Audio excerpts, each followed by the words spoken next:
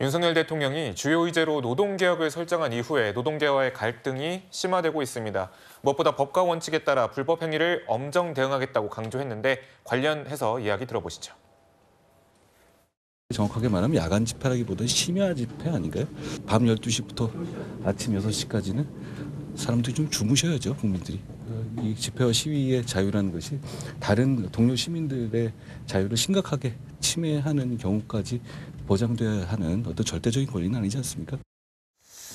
예, 지금 당정이 그래서 야간 시간대 집회와 시위나 불법 전력이 있으면 단체 집회를 제한하는 등 지시법 개정 논의를 하고 있고 또 노란봉투법도 만약 국회에서 올라오면 대통령이 거부권을 행사하는 것을 검토하고 있다. 이렇게 되면 노동계와의 좀 갈등이 좀 예상이 되고 대립이 예상되는데 좀 어떻게 좀 판단하시는지요? 먼저 이제 야간 집회 제한하는 게 있잖아요. 이거는 이제 표현이나 집회 시의 자유거든요. 근데 미국 판례 중에 이런 구절이 있어요. 당신이 두 팔을 마음대로 휘두를 자유. 이게 바로 표현의 자유나 집회 시의 자유인데 이 자유는 상대의 코앞에서는 멈춰야 된다. 이게 미국 판례입니다. 지금 이게 민노총이 두 팔을 흔들어 자기 마음대로 표현 자유든 집회 자유 좋은데 남한테 피해를 주면 안 된단 말이에요.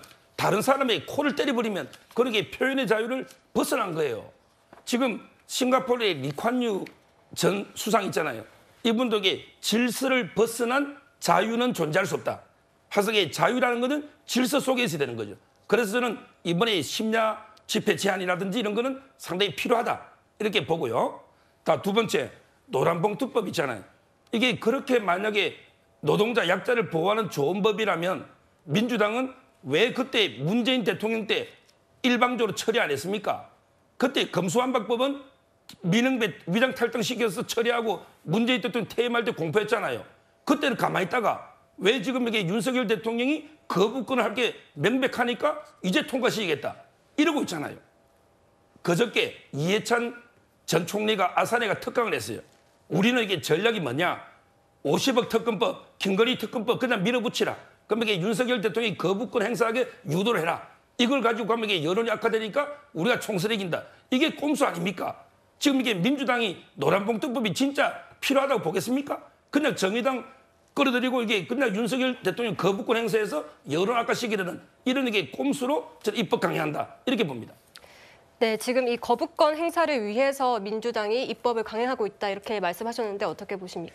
그 내용을 좀 잘 읽어보셨는지 모르겠어요. 노란봉투법의 핵심은 그러니까 원청의 회사와 지금 하청업체 간의 교섭이 법률적으로 허용이 안 되고 있거든요. 사실상은 그 회사 밑에서 일을 하고 있음에도 불구하고 자기들의 어떤 권익 보호를 위해서 원청 회사와 뭐 협력을 하거나 또는 자기들의 어떤 불만 사항을 제기하거나 이런 협상을 할 수 있는 제도적으로는 마련이 돼야 되는데 여기가 지금 안 돼 있거든요. 그러다 보니까 계속 처우 개선도 안 되고 그러다 보니까 이제 극렬한 어떤 시위가 이루어지고 이런 부작용들이 굉장히 많기 때문에 문제 해결적 차원에서 원청 회사의 어떤 협상 이 창구를 열어달라는 게 요 하나고요. 또 한 가지가 이번에 이제 대우조선에서도 나왔지만 이게 이제 시위를 하다 보면 이제 손해배상이 나옵니다. 그런데 지금 5명에 대해서 한 500억 가량의 어떤 손배소가 걸려 있어요. 그러면 한 명당 100억씩의 이거를 물어야 되는 건데 이게 가능하겠느냐는 것이에요. 그러면 사실상 이런 어떤 손배소의 어마어마한 손배소의 그 금액을 앞세워서 사실상 시위를 못하게 하는 그런 것으로 이제 활용이 될 수 있기 때문에 일종의 이제 손배소의 천정을 만들자 그런 차원에서 이제 이 두 가지가 노란봉투법의 핵심이거든요. 그래서 이게 어느 정도로 이제 이 정도를 만들어내는 것은 여야 합의 속에서 좀 타협을 지면 될 것 같고요. 또 한 가지가 집시법 개정 문제인데 이게 대법원에서 나온 것이 결론은 이겁니다. 그러니까 야간 시위를 금지할 수 없다는 거예요. 금지를 이제 해야 되는 필요성이 있다면 사실상 이것도 여야 합의로 뭔가 어느 정도의 부분에서 안 된다는 것을 만들어내야지 지금 어떻게 보면 야당이 지금 다수당인데 사실상 통과하기 굉장히 어려움에도 불구하고 이런 거를 막 던지듯이 이렇게 내놓는 것은 굉장히 뭔가 상징적으로 야간 시위를 했던 민노총이라든가 이런 단체들을 불법의 어떤 이미지를 좀 부과하려고 하는 그런 시도가 아닌가. 그리고 또 한 가지 굉장히 우려스러운 건 뭐냐면 이 집회 자유는 기본권입니다. 헌법에 그대로 나와 있는 것이고요. 다른 어떤 것보다 상위법에 해당이 되는 것인데 이게 불법 전력이 있으면 미래에도 제한할 수 있다. 그럼 미래에도 불법이 저질러지지 않은 것을 먼저 예단해서 못하게 한다는 것은 이거는 진짜 헌법에 위배되는 것이에요. 그래서 저는 이 부분에 관해서는 헌법주의자인 윤 대통령 그리고 자유민주주의를 계속 외치고 계시잖아요. 그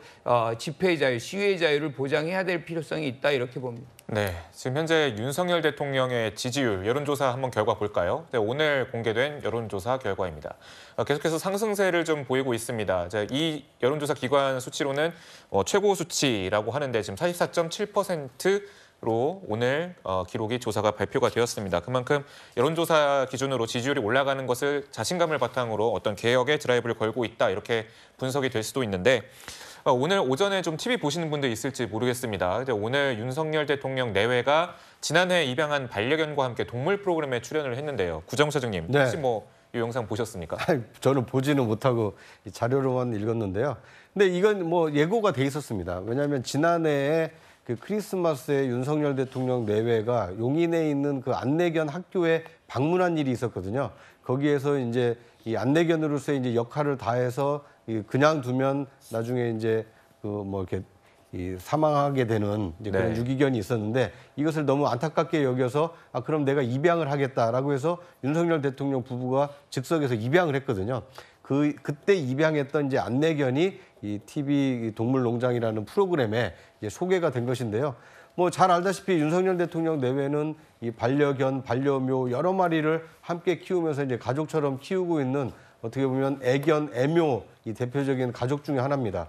특히나 이 유기견이 될 수밖에 없었던 이 안내견까지도 입양을 통해서 대통령이 먼저 입양을 함으로써 더 많은 국민들에게 이런 유기견들의 어떤 입양을 사실상 간접적으로 권하고 홍보하는 효과가 있기 때문에 아마 이 동물 애호가들 입장에서는 상당히 좀 반가운 이 장면이 아니었을까 하는 생각이 듭니다.